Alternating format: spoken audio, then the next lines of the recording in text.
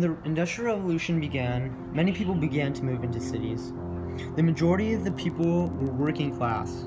Most people were in slums where they lived crammed together in one-room apartments with 5 to 9 other people, some they didn't even know. Because people lived in such close proximity of one another, disease spread very quickly, and with the lack of medication, many died from common diseases.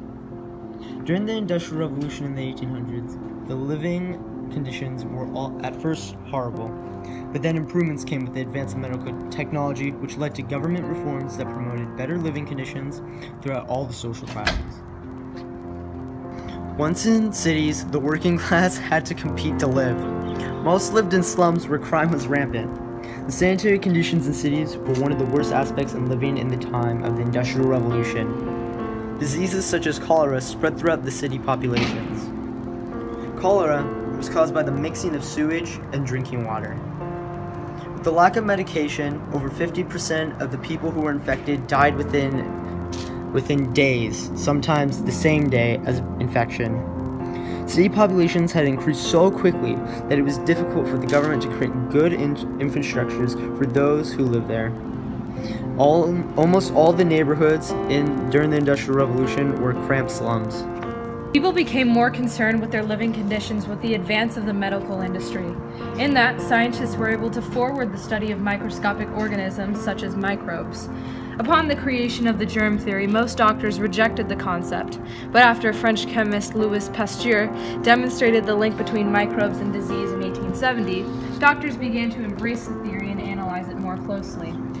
When germs became a household word and people came to an understanding of how they cause disease, people began to practice good hygiene on a daily basis, such as bathing and changing their clothes more often. The common hospital was sanitized to perfection. Doctors even began to sterilize operational surgical tools. The working class were the people who had pushed for many reforms. Workers protested for better conditions such as high pay, less working hours, and for working conditions. They created worker unions to protect the reforms that they had protested for.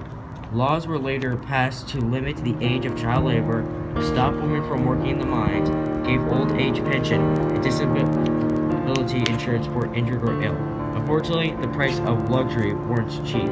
Cities also made many important reforms. City planners made pipes to deliver safer, more hygienic water.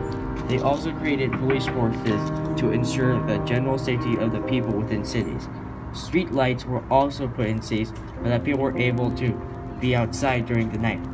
The cities also made it mandatory for children to have some form of education.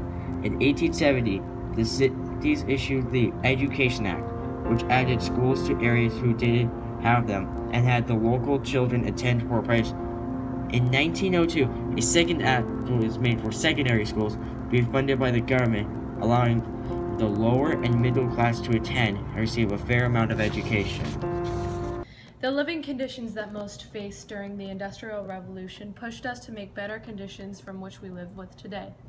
We learned much about disease and how to create comfort in the society that we now live in. The Industrial Revolution further developed the study of medicine, set standards of mandatory education, and improved city life.